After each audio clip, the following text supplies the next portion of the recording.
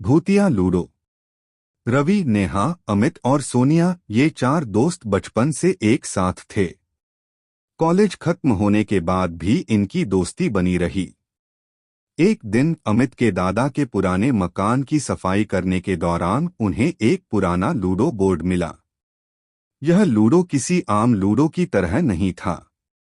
उसका रंग फीका पड़ चुका था और उसके कोनों पर अजीबोगरीब निशान थे। लेकिन सबसे डरावनी बात थी, उसके पास एक चिट रखी थी जिस पर लिखा था, अगर इस खेल को शुरू करोगे तो इसे खत्म करना ही होगा, वरना। चारों को लगा कि यह सिर्फ एक मजाक है और उन्होंने इसे खेलने का फैसला कर लिया। खेल की शुरुआत। रात के 11 बजे चारों ने मोमबत्तियों की रोशनी में खेलना शुरू किया। रवि ने सबसे पहले पासा फेंका, 6 आया। उसने अपनी गोटी बढ़ाई, लेकिन तभी बिजली चमकी और पूरे कमरे की लाइट चली गई।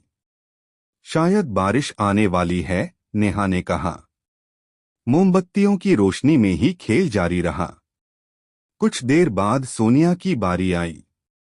उसने पासा फेंका और जैसे ही उसकी गोटी चली, एक अजीब सी फुसफुसाहट कमरे में गूंज उठी। तुम लोगों ने भी सुना? अमित ने घबराते हुए पूछा। कोई जवाब नहीं आया। अचानक पासा अपने आप लुढ़कने लगा और अंक 13 पर रुका। अरे, लूडो में 13 अंक कब से आने लगे? नेहा चौंक गई। डरावने संकेत। खेल जारी रहा, लेकिन हर बार जब कोई पासा फेंकता, कोई न कोई भयावह चीज होती। दीवारों पर परछाइयां दिखने लगीं, खिड़कियां अपने आप खुलने बंद होने लगीं और ठंडी हवा पूरे कमरे में फैल गई। ने एक और अजीब बात नोटिस की। उसकी गोटी अचानक खुद ब खुद आगे बढ़ने लगी। बस बहुत हो गया। मैं नहीं खेल रहा, अमित चिल्लाया और खड़ा हो गया।